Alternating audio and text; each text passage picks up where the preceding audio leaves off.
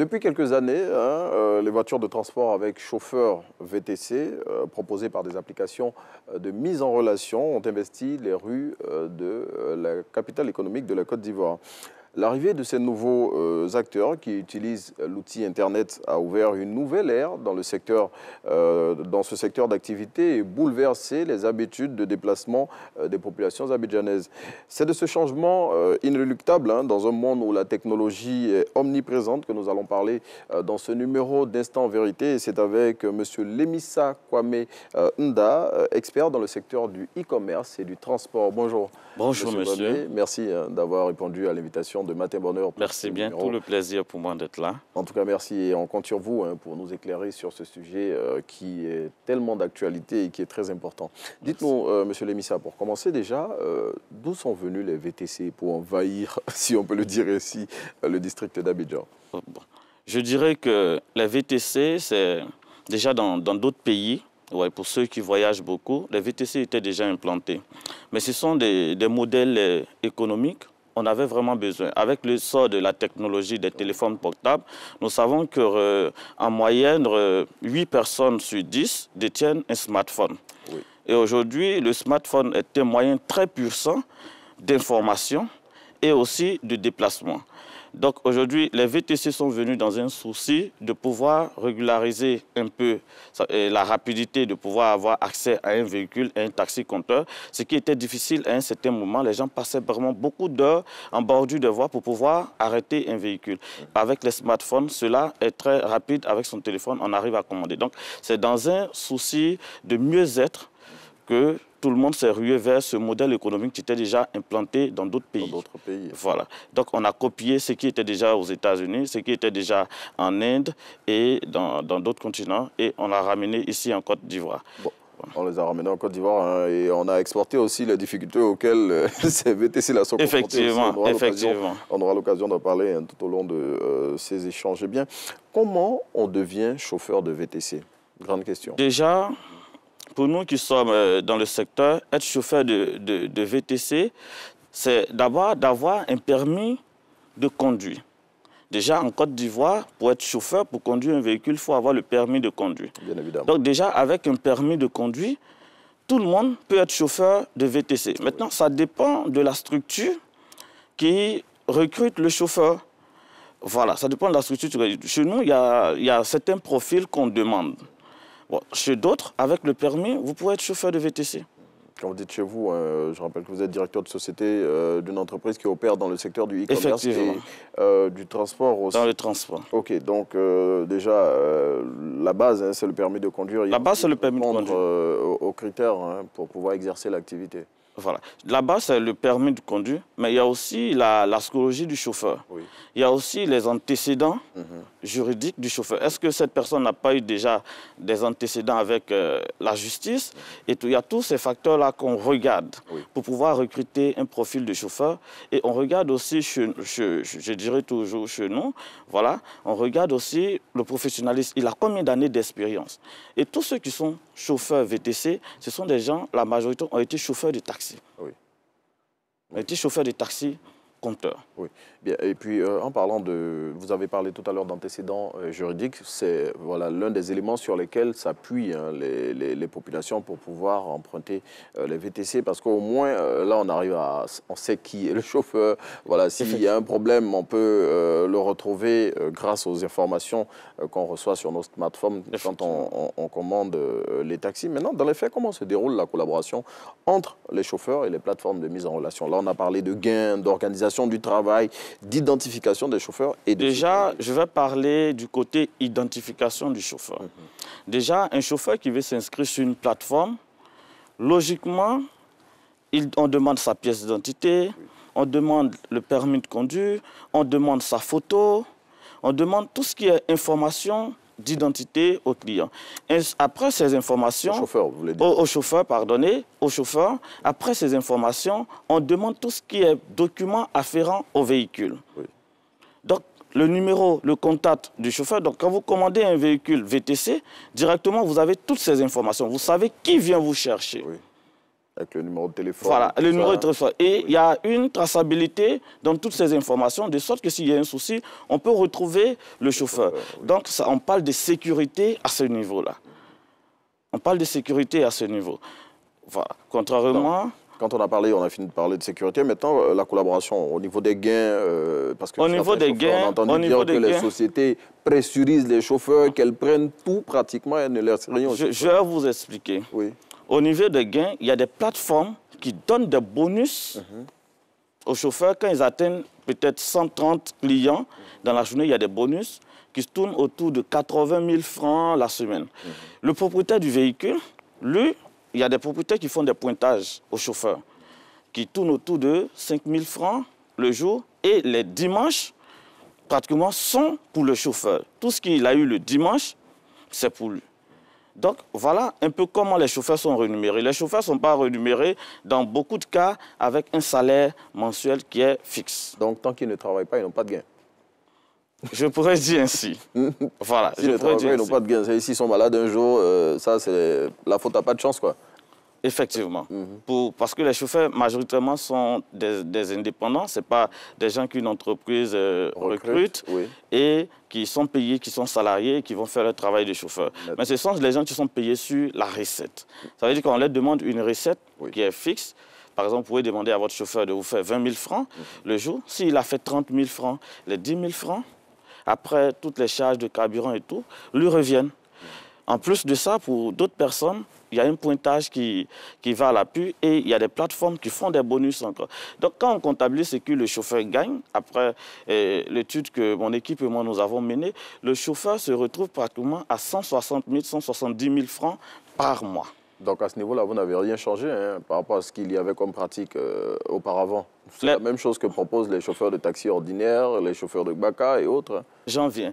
Il y a d'autres structures comme la nôtre qui sont en train de travailler en recrutant des chauffeurs et les rendre professionnels de sorte que le chauffeur, il est salarié. Il a une assurance santé, il est déclaré à la CNPS et de sorte à lui de prévoir une retraite pour le chauffeur. Bon, là, on est en train de devenir chauviniste. Hein. Voilà. Pour généraliser, pour parler. Oui, je généralise. Voilà. Oui. Donc, il y a des structures, pour dire qu'il y a des modèles.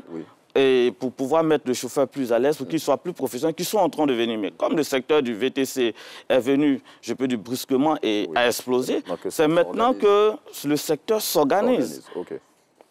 C'est bon à savoir. En tout cas, la tendance générale, c'est que si le chauffeur ne travaille pas, il n'a aucune rémunération. Effectivement. Mis à part les quelques structures, vous l'avez dit, qui sont en train de s'organiser. Voilà, qui s'organisent. À présent, pour améliorer les conditions de travail des VTC. Dites-nous, en décembre de l'année dernière, les chauffeurs de taxi compteurs ont observé un mouvement de grève pendant lequel ils ont demandé à l'État de Côte d'Ivoire de supprimer carrément les VTC. Suite à ce mouvement de grève, l'État a répondu à leurs attentes, mais en sortant plutôt un décret, le numéro 2021-860 du 15 décembre 2021, qui a fixé les conditions d'exercice de la profession de VTC. Dans ce décret, il y avait certains articles qui interdisaient carrément l'activité à des types de véhicules. Mais bon, depuis, ces véhicules-là sont toujours sur le marché, ils continuent d'exercer. Est-ce que les VTC se sont mis en règle? Voilà la question. Je vais sourire un peu pour cette question. Je crois bien que les VTC ne se sont pas mis encore en règle. Et ils continuent à exercer leur profession? Les véhicules, il y a quelque chose qui va pas. Les véhicules continuent à toujours exercer. Oui. Mais le décret, selon les informations que nous avons, sera appliqué à partir de décembre. Oui, s'il y a 12 mois. Je veux dire, décembre, on est déjà en juin. Si jusqu'à présent ils ne sont pas en règle, donc ils attendent les 6 derniers mois là, pour commencer à courir, c'est ça? Ce n'est pas parce que les membres du secteur attendent les 6 derniers mois pour commencer à courir. Aujourd'hui, ce que les gens veulent en réalité, si je peux l'exprimer ici, c'est que ce décret soit revu et assoupli. Assoupli à quel niveau alors? Assoupli selon le type de véhicule qu'on demande aux acteurs du secteur d'avoir. Oui. Déjà, il y a d'autres types de véhicules qui sont déjà rentrés, mais le type qu'on demande, 114 chevaux et 84 kW, chez les concessionnaires même ici, trouver ce type de véhicule, il faut aller à un coût de 15 à 20 millions. Oui, ce qui est énorme. Ce qui est énorme. Oui. Ce qui est énorme. Aujourd'hui, en tant qu'acteur du secteur, on n'arrive pas à trouver un modèle de véhicule On n'arrive pas. Le modèle existe, comme vous l'avez dit, mais c'est au niveau du coût. Oui, c'est au niveau du coût. Mais un modèle de véhicule qui est moins cher, dont le petit opérateur économique peut facilement acheter. Oui. Mais un véhicule de 15 millions, ça fait un haut de gamme. Donc aujourd'hui, ces véhicules, peut-être pour faire personnel, je vais l'acheter. Mais pour le transport, on veut un véhicule moins cher qui peut être rentable. Mais en même temps confortable. Il y a des véhicules qui existent. Donc actuellement, vous êtes dans la négociation avec le gouvernement pour que les conditions soient revues. Pour que les conditions soient revues. Et on est à quel niveau à ces négociations-là? À ces négociations, je crois bien que monsieur le ministre du Transport a dit avant l'application de ce décret, il aurait une rencontre avec les acteurs du secteur pour pouvoir mettre les choses en route, de sorte qu'il y ait une sorte d'entente sur les différentes normes, les nouvelles normes qui sont fixées. Mais cela, je crois bien que les semaines à venir, ça se fera. Ok, donc on espère que ça va se faire et que surtout ces entreprises-là vont se mettre en règle parce qu'il y va aussi de la sécurité des populations. Parce que ce qu'on a cru entendre, c'est que les assurances que ces véhicules-là, on ne couvre pas les passagers en cas d'accident. Okay. Je dirais, pour un véhicule qui doit faire dans le transport public, il faut une assurance tout risque. Que les véhicules actuellement qui font le VTC n'ont pas. L'assurance tout risque, c'est un opérateur, pour tout type de véhicule, vous pouvez aller assurer votre véhicule à une assurance tout risque. Mais aujourd'hui, il y a des véhicules, on peut accepter. Si je peux citer des types de véhicules dont... Non, des véhicules en tout cas, ouais, on va citer de marques. Voilà, vous n'avez pas fait la publicité. Il y a des véhicules, on peut accepter qu'ils sautent. Mais aujourd'hui, c'est le nombre de la puissance du moteur qu'on demande qui cause problème. Parce qu'il y a des véhicules qui sont confortables, mais qui n'ont pas la puissance du moteur demandé aujourd'hui. Il y a de 84 kW par le décret. Et aussi, quand on demande un véhicule avec une telle puissance, il faut penser aussi à la consommation du carburant. Parce que celui qui fait du VTC, c'est pour rentabiliser, c'est pour un bénéfice. Donc, si la puissance du moteur est lourde, le carburant aussi que ça va consommer, ça va de pair. Ça va jouer sur ces gains. Ça va jouer sur les gains. Ça, on l'a bien compris. Dites-moi, monsieur le ministre, la plupart des sociétés de mise en relation avec les clients sont détenues par des opérateurs étrangers. Est-ce à dire que cette activité-là n'intéresse pas les Ivoiriens? Cette activité intéresse les Ivoiriens dans tout l'ensemble. Que ce soit les gens du public, les gens du privé, ça intéresse les Ivoiriens. Mais aujourd'hui, pourquoi on ne retrouve pas aujourd'hui, c'est comme je l'ai dit à l'entame de cette émission, nous avons importé cette manière, cette habitude de commander sur le téléphone. Pas pour le moment. Les Ivoiriens la comprennent aujourd'hui et maintenant même. Ils veulent s'investir, mais beaucoup sont freinés par ces nouvelles normes.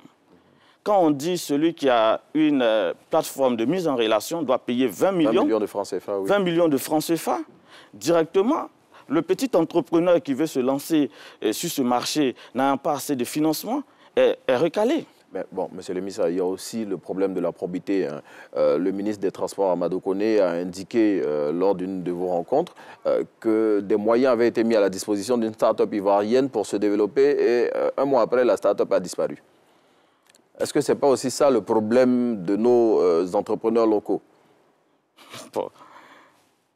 Ça dépend. Parce qu'en termes de start-up, il y a beaucoup de start-up aujourd'hui. En train de réfléchir. Non, je ne réfléchis pas. Je vais vous dire quelque chose.